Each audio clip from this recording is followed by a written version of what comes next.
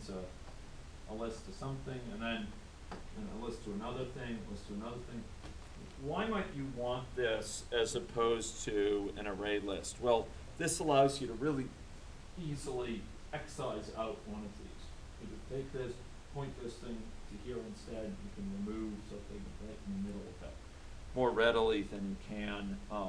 This does allow for some deletion, but I think it's considerably more overhead to do it. This is actually quite quick to manipulate. So could this be like you have your, like the cities from the other day from my area? Yeah. Cities, is that split it in? Well, Or is it something else? it's more that this is a way of storing information that doesn't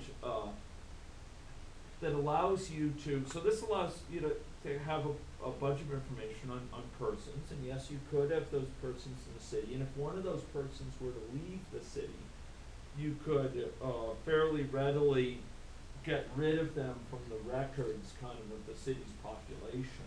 I was thinking more of the blocks, that's what I mean, the blocks. Oh, like what are these guys? Yeah, what are those guys? These are just ways of keeping track that there's a collection of these things. There's a person, there's a whole set of persons here, right? A sort of but it's not just a set, it's a sequence. Okay. They're in an order.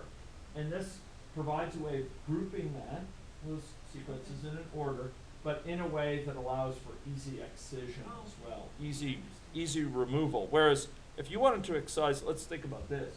Suppose I wanted to excise this element here. How would I do that? Yeah, I gotta allocate a new array of that same size minus one, and then I've got to copy from here, copy from here, and consolidate it. And that's kind of a pain. But if you're actually doing that, you don't have to do that.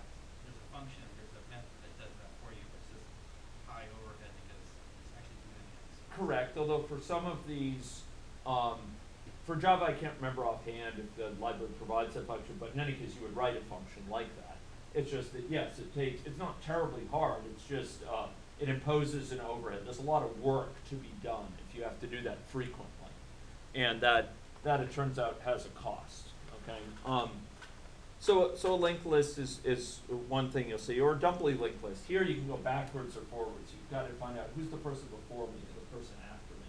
So if you wanted to maintain this information in a sequential way, this is a convenient thing. So suppose you wanted to have a linked list of history information for a person. Right. So maybe I have for a given person history information on the persons they've infected in order of infection occurrence, sort of over time.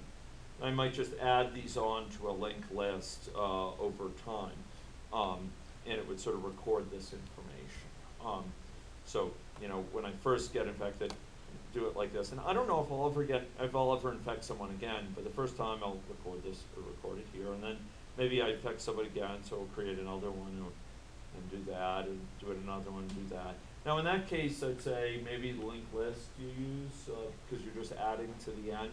You don't really need to remove things in the middle that frequently, but you could do it as well with a linked list, okay?